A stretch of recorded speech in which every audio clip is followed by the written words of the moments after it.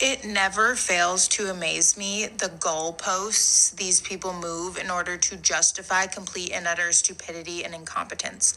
There are still people in my comments saying, you need 60 votes in the Senate, and they only have 52.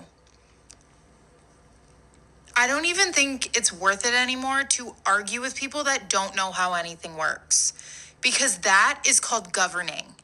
That is called governing.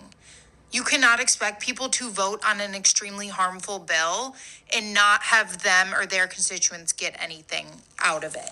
You compromise, you negotiate, you govern. You govern. That is called governing. That is their job. At the end of the day, they hold all three branches of government, and it is on them if the government shuts down.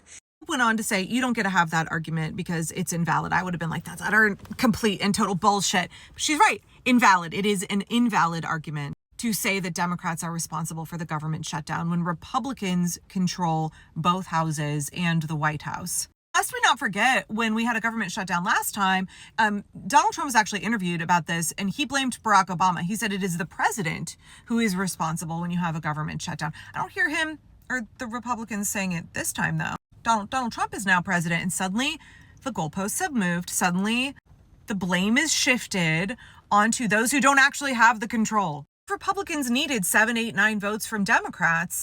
They should have put forward a continuing resolution that wasn't actively harmful to the constituents of those Democratic senators. I completely agree with Hope. You cannot expect Democrats to vote for something that is going to actively harm their constituents.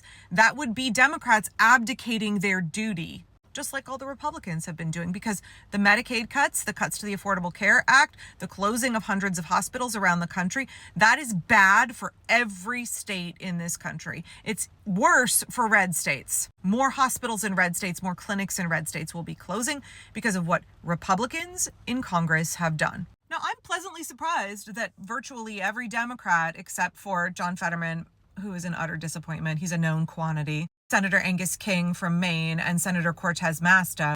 I don't know what she was doing, y'all. I don't know. If you're one of her constituents, you might want to ask her. All of the other Democrats listened to their constituents. They listened to us. They absolutely showed up for democracy, for the rule of law, for our health care. They showed up to govern and do their job, which is to advocate for their constituents.